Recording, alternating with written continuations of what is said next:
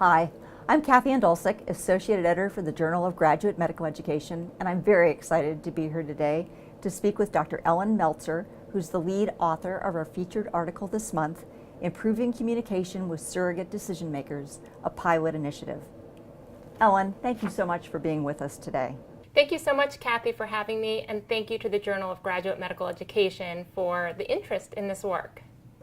Can you tell us a little bit about your study question and what made you and your team curious about communication with surrogates?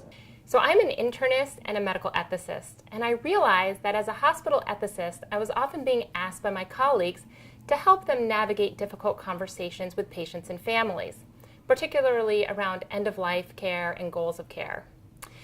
And more often than not, rather than meeting with patients, I was meeting with the surrogates of patients who lost capacity. So often family members or close friends who are called upon to help make medical decisions when patients can no longer speak for themselves. And I realized that there is a unique set of communication skills that are necessary when working with surrogate decision makers, but that we often don't teach our trainees these specific skills. We tend to focus more on doctor-patient communication skills. So my interest was in teaching my colleagues how to improve the surrogate experience, both to communicate empathically as well as to help surrogates make decisions based upon the patient's wishes and preferences for care.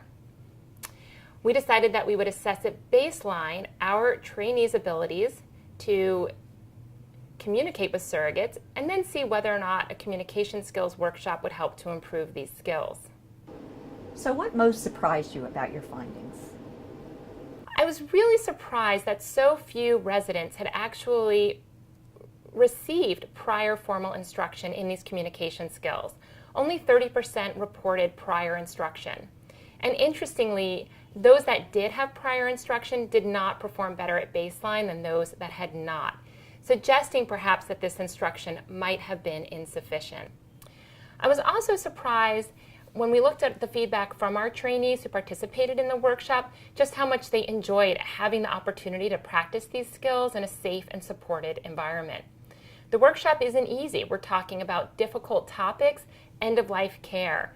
And it is stressful and burdensome for our trainees to have these conversations, but they certainly appreciated it and welcomed the opportunity to practice. Certainly it sounds like intentional training in a supportive environment are key components. I certainly would agree with that. Having an opportunity to practice in a mentored environment with a faculty member who's trusted and supportive is really integral to our trainees being able to improve in these domains. So what are the next steps for further research in this important area? I would like to be able to have the opportunity to distribute the curriculum to a wider range of trainees, particularly across subspecialties.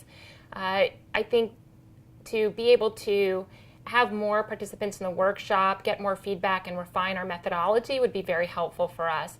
I'd also like the opportunity to see whether the skills that we're teaching endure over time. So doing some post-workshop assessment at 6 and 12 months would be very helpful. Thank you so much for your time today, Ellen. We look forward to hearing more from you and your team, and I appreciate your willingness to share your important work with us.